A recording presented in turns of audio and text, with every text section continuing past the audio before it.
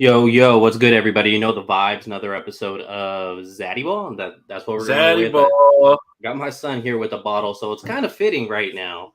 Yeah, he's got his Niners hat on. You know, courtesy of Frank Gore in that situation. Do we gotta talk about the whole Frank Gore debate, Hall of Fame debate? I know people were getting out of pocket with it just because they didn't agree. Hey. I'll say he's hands down a Hall of Famer, but I ain't gonna get out of pocket if somebody else does it. Here's what I'll say. For all you guys that are like jumping down Vicious' throat, I've seen some of your regular takes, and some of them are objectively worse than that take. So again, remember, people have their opinions. You have your opinions, but nobody's jumping all over you guys when you say things that are clearly wrong and not an opinion. So just keep it football. You can disagree with him. I do. Frank Gore is going to be in.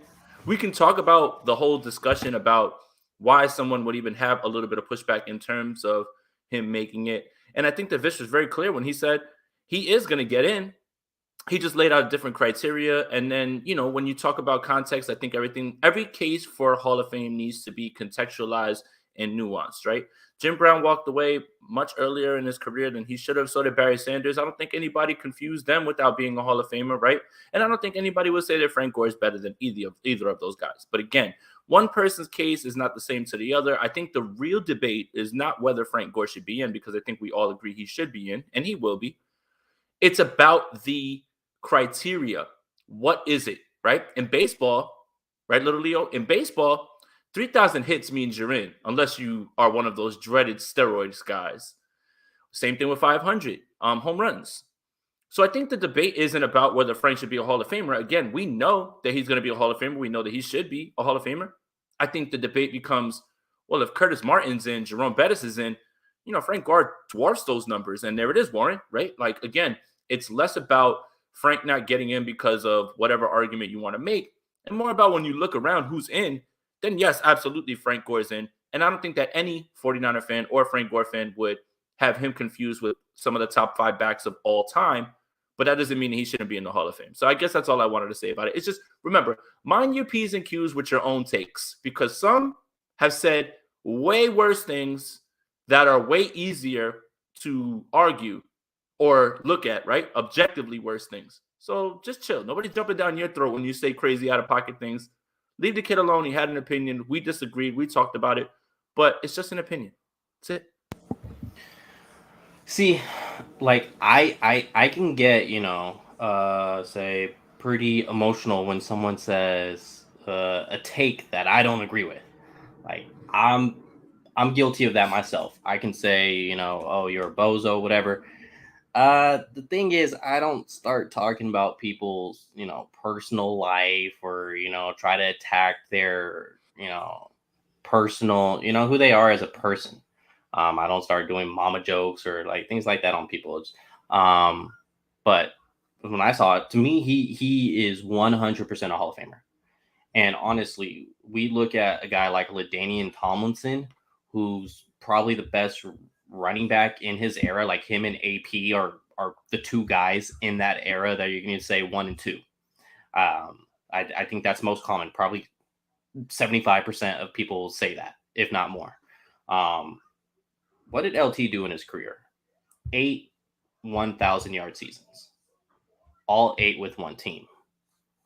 Frank Gore, 9 1,000-yard seasons.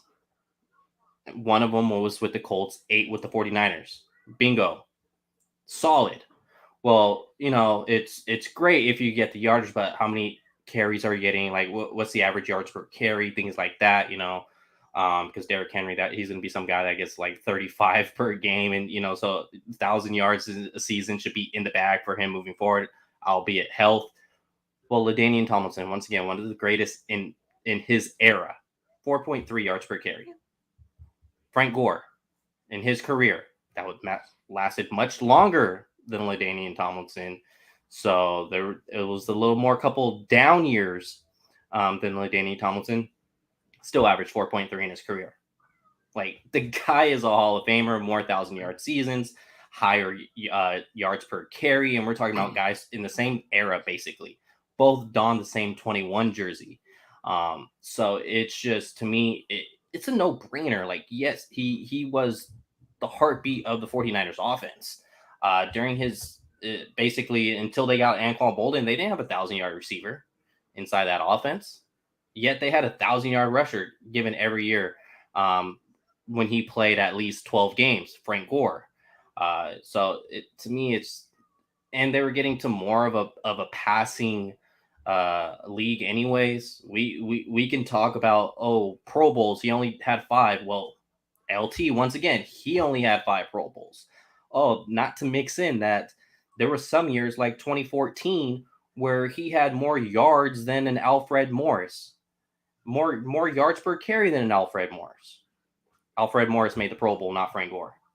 Mm-hmm. He had the same average clip as Mark Ingram in that same year. More yards in total than Mark Ingram. Mark Ingram made the Pro Bowl, not Frank Gore. So it's like, just let's not hang our heads up on it. Oh, well, it was just 5 Pro Bowls. Well, that's the same amount as LT. Yeah, LT got an MVP. That's cool and all, but same amount of Pro Bowls. Let's look at the years where he's up there in yardage. Yet guys below him in yardage, guys below him in yards per carry got the Pro Bowl nod, and not Frank Gore. Like, we could look at that too. Like, to me, it's a Pro Bowl resume. Mm-hmm. You have the same amount of Pro Bowls as guys that are in the Hall of Fame, more Pro Bowls as well as some guys in the Hall of Fame. And so to me, it's just, I get it, to where people could look at his later years, Indy, Miami, Buffalo, New York Jets. I understand that. Like, that was a pretty good amount of years to where that could be your lasting image of Frank Gore. But someone like myself, who was a diehard Frank Gore fan, because I'm a Miami Hurricanes fan, that was my college team. Next thing you know, we get a good player from the Miami Hurricanes, not a Ken Dorsey player. We get a good player from the Miami Hurricanes. How dare you disrespect Mike Rumpf? Hey, Mike. Oh, jeez. Did I lie? Come on. He went to Miami. Offense. Come on, offense only. Offense only. Okay. Offense only. Okay. So it's like, you got to look at those years from, say, 2005 to 2014. That was his career, 10 seasons. The dude balled out. Whenever he played 12 games in a single season, 1,000 yards. Book him. That was Frank Gore. Haven't had a 1,000-yard rusher since. I get it. It's been a little more of running back by committee. See, Leo's like, he said, yeah. Tell him, little Leo. Yeah, that's all he knows. All he knows is running back by committee. He's like, what's a workhorse? That's dumb. So that's, let me bring this up. So I just recently, flew to San Antonio, had a thing out there. So I watched Draft Day. Since we're talking about running back, it kind of fits. I watched Draft Day just because it was like, a movie on there. I was like, I don't even remember this movie. Let me watch it. Is it any good? And they're celebrating at the end of the movie how good he did in the draft. I want to hear Jordan Elliott's takeaway from this. traded up first overall, takes a linebacker, trades back to number 7, I believe it was, and takes a running back. Oh God. That's just bad business by Kevin Costner, man. Oh God. I bring it up because we're talking about the running back position with Frank Gore, and I just watched that movie and I'm just like, just traded back in for a running back. A few things that I want to point out real quick, and we could put a bow on this because I think we're in agreement, right, little Leo? We got this, man. Let's own these people, right? We're biased. We're 49ers fans. We're biased. Okay. Mhm. 2, 15 missed games in 16 whole seasons for a running back. That's insane. Longevity is something where we celebrate players who run white hot like Jamal Charles for 5 years and then they never see anything after that. And you say, man, that was a great player. At the same time, you can't ignore how long Frank did it for. Okay. That. And then when you look at the overall numbers, it becomes even harder to deny. And also, Frank is a victim of being grouped in with some of the greatest running backs of all time. Like you said, LaDainian Tomlinson, Adrian Peterson. How is he supposed to make an all-pro team when you've got those guys doing things that nobody had seen at the position? So, look, I think to put a bow on all of this, we know Frank's going to get in. Frank deserves to get in. And you can still say that he wasn't one of the top 1, 2, 3 guys in any time that he played. But that shouldn't diminish the longevity, the resume, and everything else that we love about Frank. Frank gets in. Salute to him. Thank you for all the memories. And one of the best pass blockers out there as well, too, man. Something that would never pop up in the stat sheet.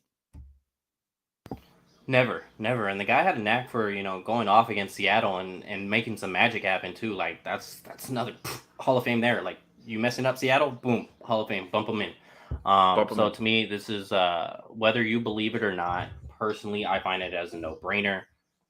But like, let's slow it down a little bit. Keep it professional, just a little bit. Get up off my guy, man. Get up off my guy. And end it at you're a bozo and move on from there. Like you ain't got to go further than that. People were just going way out of pocket, like doing whole memes and everything. It was just get up off my guy, because if I wanted to and I saw who was saying what, I could pull up any one of your tweets where you have said something completely asinine. Chill out. Everybody, nobody's perfect. Everybody got their opinion. So stop acting like just because he says something you don't agree with, it diminishes him. Vish is one of the smartest guys I've ever talked ball with, and he's only 21 years old. Chill out. Because if we held the mirror up to your takes, you're not going to like what people are going to think about what you had to say as well, too. That's it. Put a bow on it. Yeah, Leo's over here just getting heated thinking about it. I don't know if you hear him at all. So, yep. Let's talk about jersey number retirement. I got a text in 2020 saying that basically 21 was untouchable because they were preparing it to retire Frank Gore's jersey. Now Mayoko is saying that Jed York kind of wants to, not retire jerseys so much anymore since they have a whole lot. Like 3 numbers in the 70s are retired. That's brutal. 3 numbers in the 70s are retired, 2 in the 80s. I'm talking about jersey number. I'm not talking about the 1970s jersey number. So it's just, that's what I was told by a player that was on the team at the time, asked for 21. Other players asked for 21. They said, nope, that number is going to be retired. But now Jed York seems like that was 2020. So that's almost going to be 2 years ago. Seems like Jed York is envisioning a future of they get a baller that could wear 21, whether it's defensive back, running back. That may be the route to keep that legacy going. And I think they may be going that way because look at Bryant Young now.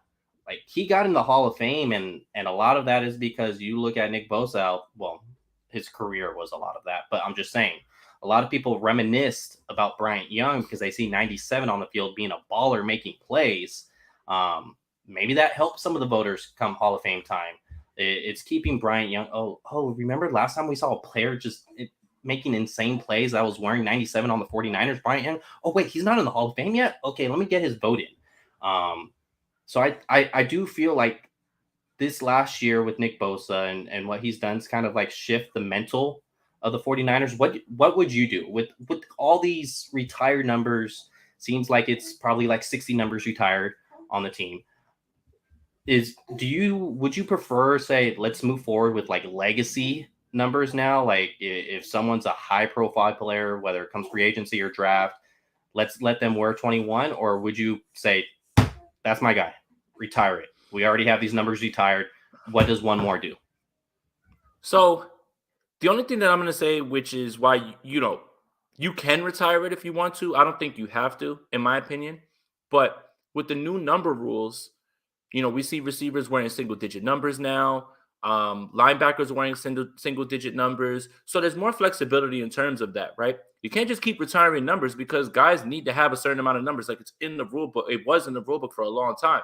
But now there's a little bit of a shift in that. So you can, I'm not I'm not down with like retiring a bunch of numbers because then, again, you got guys that, could carry on the torch. Who knows? The 49ers may come up and find a cornerback who wears 21 who is better than Dion, right? Like this is just something I'm spitballing, right? And he's a Hall of Fame guy for the 49ers the entire time there with the 49ers. Cat, It's better like, than Dion? Better than Dion? Come on now. see, here you go. Now you're gonna get me canceled on Twitter. It's just a hypothetical. So I mean, I could see why they would do it. I'm not gonna be necessarily trying to rush to do all of that as well, too, because as you said, Bryant Young's in the Hall of Fame, but Nick Bosa is wearing the number. I don't think people are really up in arms when it comes to that.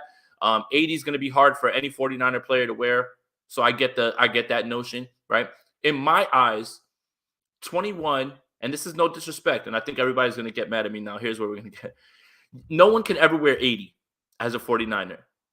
Someone can wear 21 for the 49ers. Yeah, someone can. Yeah, someone can. Is that because Dion wore it and Dion won defensive MVP? Like, is that your logic behind that? Like, there was already an MVP player that wore that number before, Frank. Is that kind of where you're at? That's part of it, and it's more about Frank Gore is a legend for us, and he's a Hall of Famer for us. Jerry Rice is the GOAT. They're not the same. Frank ain't the GOAT. Jerry's the GOAT. You can't wear 80. You can't wear 23 on the Bulls. You can't wear 32 on the Lakers, right? Like, it's iconic numbers, right? 21 for us is very important, right? But Frank's still not one of those top 5 guys of all time, right? Like at the position. Jerry's the greatest of all time, and you can't wear 80 as a 49er. So I guess that's where I'm at with it. If they want to go ahead and retire Frank's number, cool. I mean, I'm not going to be mad or anything like that. It's just there's a little bit of a difference between retiring Jerry Rice's number and retiring 21 because nobody should ever wear 80 as a Niner. 21, there's still a little bit, open. It's still a little bit open, right? Like 8, 16, 42, right? Warren's got it. 8 and 16, GOATs in human form. 42, one of the greatest of all time, right? Like Frank isn't esteemed there, like in that way. With us, he is. But across the league and across, the history of the NFL, and you can't tell the story of the NFL without Frank Gore. Don't get it twisted. But those guys are GOATs, like straight up GOATs. And again, that's not me diminishing Frank, just is what it is. There's 5, 7, maybe 10 running backs that have played this game that are better. And I think the conversation should shift from, whether Frank should get in and more about why the hell Roger Craig isn't in. And that still makes no sense to me at all. So that's it. That's all I have to say. But hey, at the same time, if they want to do it and they want to put him in the Ring of Honor, go for it. And I would love to celebrate that, be at the game, live through all those memories. It's just that now the numbers are being a little bit more flexibly used. Again, we've got linebackers wearing number 6. You got wide receivers wearing Rashad Bateman just changed to number 7 for the Ravens. He just did that like yesterday. So like that flexibility is a little bit different now. I'm going to say just because I got that scoop and that text that was the plan in 2020, retire the MFer, retire that number, just because I had that scoop, it's just, kind of personal opinion there. But also it's just like, he was my guy. I've said it plenty of times. Some of you may have already heard. His rookie season, just became a Niner. I was actually wearing a 21 Deion Sanders jersey at a preseason game in San Diego. I had the sweater over it, so you can't see the back name. You just saw the 21 on the front. Like I said, Frank Gore was my guy from Miami. I was like, yo, Frank, I'm wearing your jersey. I don't know if he called cap on it or not, but I said it. I was like, I'm wearing your jersey. Come sign it. Come sign it. Like, bugged him for like a whole quarter. After halftime, he was finally like, yo, I think it was after the third quarter, because he was like, yo, I'm going to go over there after the game. I'll sign it. It's like, no, he's not. He's blowing me off, but I'll let him be.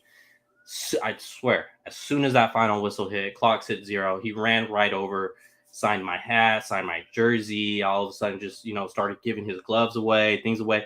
This is a guy that could have went over there and shook LaDainian Tomlin's hand, who was the Pro Bowl running back at that time. Could have went over there. Drew Brees, I believe, was still on the team at that time. So it was like there was people that he could have went, shook hands with, rubbed elbows with, but no, he came to the fans first. That was most important to him. He's a rookie in the NFL, hasn't made it yet, so of course he's going to want to rub those elbows with those guys. And to me, I'm just like, boom, retire his number, please. Thank you. Talk to you again tomorrow. Updates from John Lynch. This was last week, but we didn't get together last week, all on my doing. So feel free to throw tomatoes my way. What's kind of the one that stuck out to you like a sore thumb the biggest? It could be from John or Kyle. It could be from either or. What's kind of the biggest one takeaway that you took? I think just the shift in the quotes from, we're going to move him, and then now, we've had this plan all along, and it's like, it was one of your plans. Like, you may have had 5 plans, but it wasn't the plan. So right now, they're just shifting it over to, we've always like had this in our mind that this would happen, and you guys know what I'm talking about in terms of Jimmy Garoppolo. The thing I took away from Kyle Shanahan's quotes at the owners' meetings that I felt was how highly he spoke of Trey and how much he talked about, this is why we're trying to change Jimmy Garoppolo, because Trey's ready. So for me, people are all upset because that money's still on the books. It's not our money, guys. There's nothing really we could do about it. And again, I've made this point a few times. I don't think Jimmy Garoppolo's number is stopping them from going to get the guys they want. What it's stopping them from doing is being able to battle to get other guys. Meaning, you find yourself with a bunch of money and Chandler Jones walks in and, one team is offering him 7 and you can offer him 9. And you're like, hey, well, we weren't planning on bringing in Chandler Jones, but hey, what's $2 million, right? So I don't think that there's anything that's going on right now with Jimmy Garoppolo being on this roster that's stopping them from getting whoever they want. They clearly prioritize special teams. And that's something that we saw last year this team struggled with. And that's not a flashy move. Ray McLeod and who's the other young man? Burks. Fine. And Burks Odom, as right? Odom. Yep. Right. So, like, you can see that they had things that they wanted to address. And on April 5th, there are a lot of impact free agents still out there. So, at this point, the 49ers ran through their plan. It didn't necessarily work out the way that they want. They didn't think they were going to be here. Jimmy Garoppolo doesn't want to be here. Kyle Shanahan doesn't want, in this situation. They don't want to be in this situation. But right now, patience is the only thing they can do. And patience is the only thing that's the right thing to do at this point, because things change very fast. I don't want to put this out there in the air, but 31 teams basically have their quarterback. They're set, right? There's only one team that you could say is a little bit in flux, right? That's Carolina. It doesn't feel like they're going to do anything in terms of that. But guys get injured freakishly. Guy sneezes, throws his back out. Now he's out. Guy steps outside, tears his ACL. Now he's out. And now things are there for you to move around Jimmy Garoppolo. So that's the thing. It's right now, the 49ers haven't really done it. Oh, all right. So part of this is their own doing, because they had their plan and they thought that they were going to be able to move him, right? Part of it's not, because so many things happened that were, I guess, they couldn't foresee. Deshaun Watson being cleared, being traded to the Browns. Tom Brady's back. It's strange, like, that all of this stuff has happened. But right now, the only thing they can do is just be patient. And that's it. And that's all. It's not the best plan in terms of, like, the ideal situation, but it's the best plan moving forward with the new information that's in front of you, especially with the injured shoulder. So I think right now, I don't really have too many complaints of what's going on. And it's still not going to stop them from making a later on move that could be big. There's a lot of impact free agents on both sides of the ball. And we had this little thing this month called the NFL draft. So, and they have some restructures that they can move around and things like that. So, is it the smartest plan? Is it the plan that I would have envisioned? I don't think they would have envisioned this, and they would have thought that this was the move. But it's all they can do at this point. So there's no reason to really be upset about anything other than the circumstances that you couldn't control. Jimmy Garoppolo. Okay. I want to say this. It's I've seen a narrative that you have the Rams exercising every little resource to go out there and be aggressive to get their team better to go win a Super Bowl. And the 49ers have done nothing. I've seen that narrative. I kind of went a little too far on Twitter with that narrative than I should have. But like, let's keep it real. 49ers aren't being aggressive, yet they go invest first round picks in Trey Lance. Not being aggressive, right? Like the special teams unit was horrendous last year. What saved them from getting burned this whole offseason by everybody in the media? Jordan Willis. Thank you for that block punt that got them to the NFC Championship. Besides that, awful. What did they do? They went ahead and addressed it in a major way. Signed 3 key guys plus a new coordinator in that. Like, I believe it was Jack Kammer out there that stated that the 49ers offense and defense were top 10 in the worst starting position in all of the NFL. Yet we have people crying on the internet saying the 49ers aren't exercising their resources trying to get better. You're literally upgrading the quarterback position this offseason. Like a legit upgrade at quarterback this offseason. Is there going to be learning curves and everything? Yeah, absolutely. Still have that same learning curves with freaking Jimmy Garoppolo in there. So what's the difference? Like, this team is trying to get better. They're exercising those resources. Now, does Bobby Wagner move the needle for the 49ers like he does the Rams? No, he doesn't move the needle that much more for the 49ers. Does he make them a better team? Yes. Is it a luxury move like Jason said? Yes. The Rams needed that move. They needed that. They've been horrendous at inside linebacker since Corey Littleton in 2017. They've been terrible. So it was a luxury move. And people are capping on the internet over luxury moves. Like, come on, man. This team is trying to get better. They're exercising their resources. Is there still question marks? Sure. There's question marks in Kansas City. Why aren't the Chiefs doing more? They have Patrick Mahomes right now. Why aren't they doing more? And they just traded signed a safety. They signed a safety, Juju Smith-Schuster, and traded Tyreek Hill. Come on, it's just like the constant complaints over what? It's just like, let me find something to cry about. Like that's literally what it is. This team, I believe, has gotten better since the end of the season. Okay. I'll tell you this. I think that people's complaints are what we could be doing. What if you had all that money? And now, remember, you got to do Debo's contract. You got to do Bosa's contract. Who knows what the timetable is on those things? I don't suspect that they're going anywhere. John Lynch talked at length at the Combine about them both being Niners for life. I'm certain that they get that done. And Jimmy Garoppolo's money has nothing to do with that. But when people start to look around at a roster that even right now, even with this money on the books, is still a top 3-5 roster in this league, even with the losses, even with losing DJ Jones, even with losing Laken Tomlinson, because the 49ers have something that no other team has. A core of players that are not just good players, not just great players, but their core are the best at their position. You've got the best left tackle in the world. You got a top 1-2 tight end in the world. You got the best fullback in the world. You have the best offensive weapon in the world. You got a top 1-2 linebacker in the world. You got a top 10 safety, right? This is what affords the 49ers this sort of patience. And I think a lot of fans think, well, top 35 roster, $22 million, $25 million, whatever it is, Jimmy Garoppolo. What if you added Tyrann Mathieu? What if you added this guy? What if you added this guy? Sure, that makes the team better. Absolutely. But you don't know what the plans are in the draft and how this could drastically improve the team. I understand the 49ers don't pick until 61, but 61 is a premium spot. and it is an impact plug and play guy. Also, the plan of Laker Tomlinson walking, Aaron Banks can walk right back into his natural position. DJ Jones is gone. Javon Kinlaw can slide right into his position. This is all good planning in that way. Everything's not perfect. It's not necessarily the plan that maybe I would have drawn up. That's why they're in the front office. That's why I'm just a guy standing in front of all of this Batman stuff and giving opinions. So as of right now, there's nothing to really get crazy about because free agency has slowed to a crawl.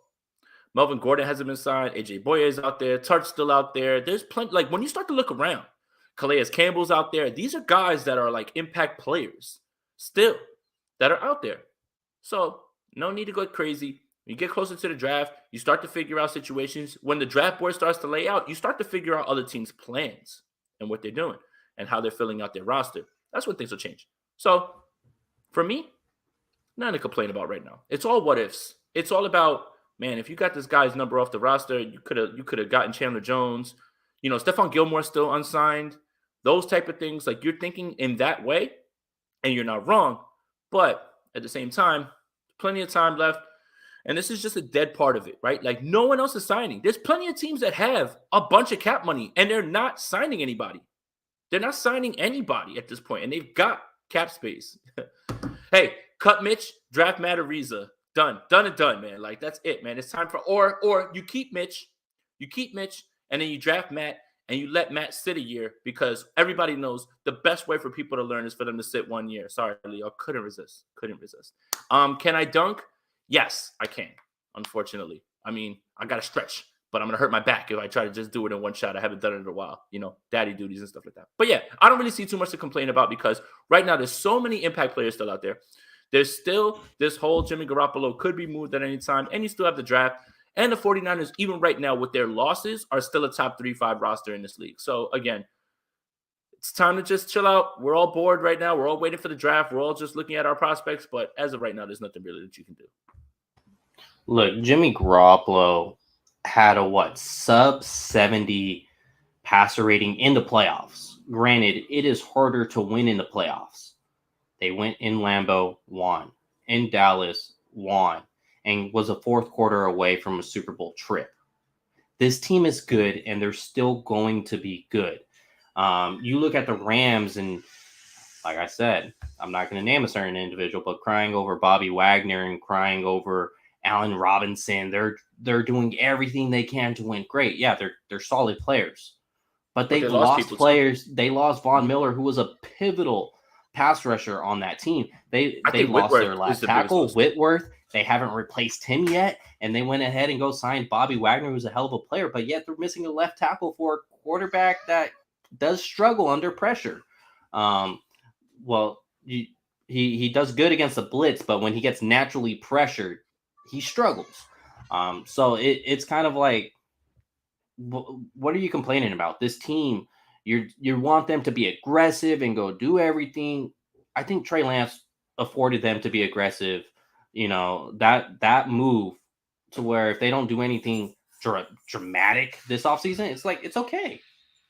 It's okay. Lost Robert Woods too, and he's a big part of their offense, big part of their running game. Run blocking. He does things that are incredible, that they lost and that they're going to continue to lose, because he was huge. He's obviously not the route runner of Odell Beckham, but he's a hell of a player, and Odell Beckham might be a player that they lose too. What I'll say is this. I think that the Rams catch a lot of heat for just finding different ways to build their roster. And, you know, everybody's like, well, they have no first or second round picks that's going to catch up to them. But when you have those premium positions locked down, you have your Jalen Ramsey, who's top 1-2 guy. Aaron Donald's still one of the best players in the world. You know, Matthew Stafford's an amazing quarterback. You lock that in.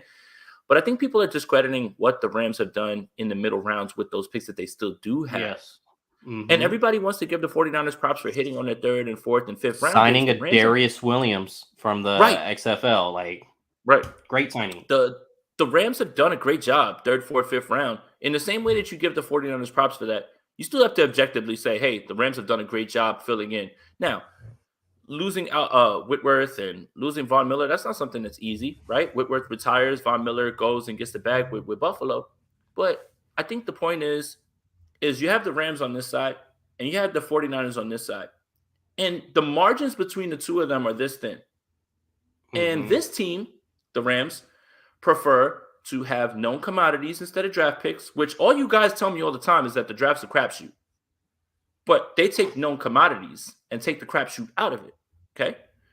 And then you have the 49ers, whose core is drafted, aside from Trent Williams and Kyle Juszczyk and everybody else. And they build in different ways. But look how close they are. So that's the thing. There's different ways to make a soup, different ways to skin a cat. And these two teams, as close as they are, couldn't be any more different in the way that they build their rosters. And can you argue with the Rams? The Rams just won a Super Bowl. Yeah. You know what winning a Super Bowl gives you? 3 to 5 years of being like, yeah, we didn't win it this year, but remember when we won it a few years ago? 49er fans would love that. That's it. Win the bowl. Win the bowl. That's all. And when you have the quarterback position figured out, you could win in either way. Whether it's I'm going to give up picks for known commodities, poor cats, Paul said. Poor cats, skinny cats, sorry. I'm going to give up picks for known commodities, or I'm going to make them homegrown guys. You could win either way. Don't believe me?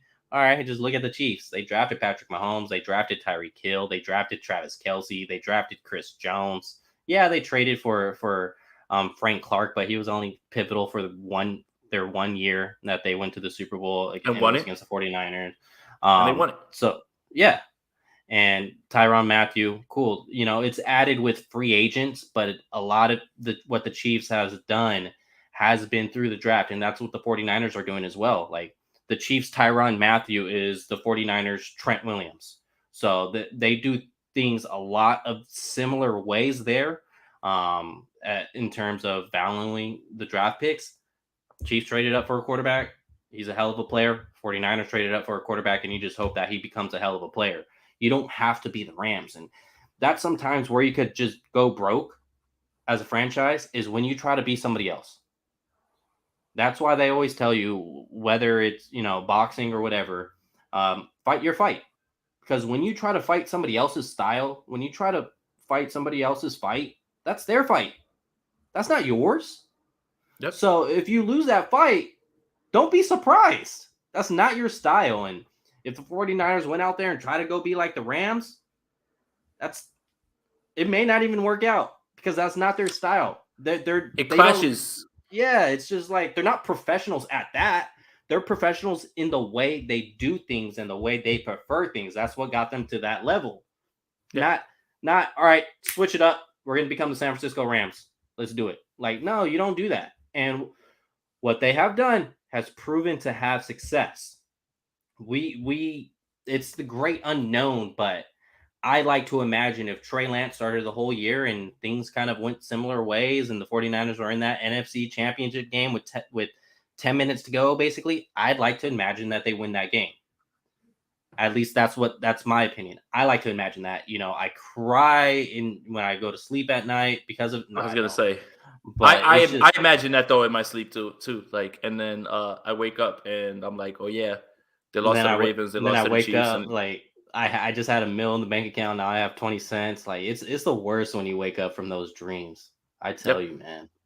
Yep. It's but it's, fight your fight. That's gonna be my message to the 49ers. Like, fight. Like, what you've been doing's worked. Outside of 2020, when you had freak injuries on the team, Jimmy Garoppolo played 6 games, and you're out there with guys like Nick Mullins and CJ Beathard out there, and you still beat Cliff Kingsbury. So it's just like, yeah, I just take that chapter out. What I see as far as a starting level quarterback, which Jimmy Garoppolo is, with the starting level quarterback playing the majority of the season, you went to an NFC championship game and a Super Bowl appearance. In my opinion, with the limited data that we have now, Trey Lance is a lot better than Nick Mullins, is a lot better than a CJ Beathard. And I believe he's a starting level quarterback. So I think that bodes well for the San Francisco 49ers. Yeah, this time. who knows what's going to happen? I mean, again, you just mentioned Tyrann Mathieu. Tyrann Mathieu's out there still. I mean, he's still fielding calls, and that's perfect, right? Don't let someone. I think it was Jay-Z that said this, and I'm going to leave you with some New York gems because we got to get out of here in like 2 minutes. Mm-hmm. Don't rush or change your process because of what you see from other people. Your process is your process. Stay true to your process. Use new information to tweak that process, but changing that process in reaction to other people is going to be your downfall, because it sounds to me like you were never really fully committed to that process, and you're just like now willy-nilly not having a plan. So don't let someone get you out of your lane. That's it, ever. In anything. That's just good life advice. Forget football. This is good life advice. Yeah, keep in mind, my guy Jason's out here grinding with the YouTube. Hats off to you. While I do one video a week, and that's with Jason. So it's just kind of like, yeah, everybody loves it. So it's just like, oh my God, what am I gonna do, Leo? Let me create an OnlyFans to get my YouTube up. Like, no, I'm not gonna go ahead and do that. I'm not gonna go, go at maybe actually. Well, depending. I gotta see what the revenue is gonna generate. It's a good question. I have OnlyFans, but it's for content creators. It's called Patreon. So anybody who wants to join that Patreon, I just dropped the Tyquan Thornton film breakdown on there too. So that's a shameless plug. You can do that as well. You can join the Spicy Squad, which is something that we're offering here on my channel as well, where we do our call-in shows. You guys can Cynthia's part of it. Warren's a part of it. Yep. Paul wants to link. Yep. Which one? The OnlyFans or the or the Patreon? I'm just kidding. I ain't got one. Come on. The OnlyFans, I have two OnlyFans. The one OnlyFans is for me, and then the other one's just for my feet. Oh, jeez. It's a perfect place to end this right here. The feet's the moneymaker too, I bet. All right. Well, we'll definitely see you guys next Tuesday. YouTube. I was gonna say, oh yeah, OnlyFans, of course. Links in the bio for the OFs. And we'll get to it. Make sure that you guys subscribe, like the video, share it with your friends, family. And then get them in these chat as well. Like let's get these popping. It should be fun. Only Shams. That's what Jason went ahead and found with Jordan and Brad. Creator. Top 1% creator. We lit out here. So let's keep it going. Let's keep the vibes going into the off season. We're getting that much closer to draft day. And once it is draft day, Jay and I will be in Vegas as of now, albeit change of plans, but we'll be in Vegas as of now. We'll be out there with Fred Warner. We'll be out there with Elijah Mitchell. So, we're just going to give them all their flowers on this show until then. Make sure you go to 49ers Road Trip. Go to 49ers Road Trip.com. Rush Road Trip. RushRoadTrip.com. Type in code Luna. Type in code Aponte, whichever last name you prefer, and get $25 off. We got one more donation real quick, and we'll take that up so you can go. What they're doing is working, but a few key roster moves would get them over the top, and they seem unable to do it thus far. Not time to hesitate. Like, honestly, my concern right now is right tackle. Who's going to play right tackle? Because 49ers did a Euro step on Jay's question, according to their transcripts on 49ers.com. He's asking about McGlinchey, and the 49ers said, updates. Let's ignore the rest of the question. So that's my big concern right now, because I think you got the other solidified. You got left tackle solidified. Aaron Banks, he's going to be your starter. You have Alex Mack that looks like he's coming back. And to me, Brunskill, when you look at when Trey Lance has started those 2 games, Brunskill didn't give up more than 2 pressures in those 2 games. Yet there were some other games where Jimmy Garoppolo started and he gave up 6 pressures, 4 pressures, 5 pressures. So it helps to have a moving quarterback, and I think that'll benefit Daniel Brunskill. To me, it's right tackle. Is McGlinchey available? Are you going to address that in the draft? Because free agency is not really an option out there unless you wanted Tom Compton back, which you know how I feel about it. He should send Kyle tackle. Yeah, DJ Jones left. Like Jay said earlier, we have Javon Kinlaw coming in. So it's just like safety. That's a big one. Nickel corner. That's a big one. So it's like 3 positions out of 23 starters, we could say 24 starters, basically. Because if you want to count the 3rd receiver, if you want to count the Sam linebacker, 24 starters, basically, and you got 21 of them figured out, they're in good position. Yep, I agree. And that's a perfect way to end it, Leo. Perfect. I prefer the OnlyFans method, but I love it. Thank you, HR, for the donation once again. It's kind of Appreciate you, bro. fitting that we were talking about OnlyFans and all this, and then HR hits us with the question. So love it. That's That's it, man. perfect way. See you Help me guys on next board, HR. Tuesday. All right.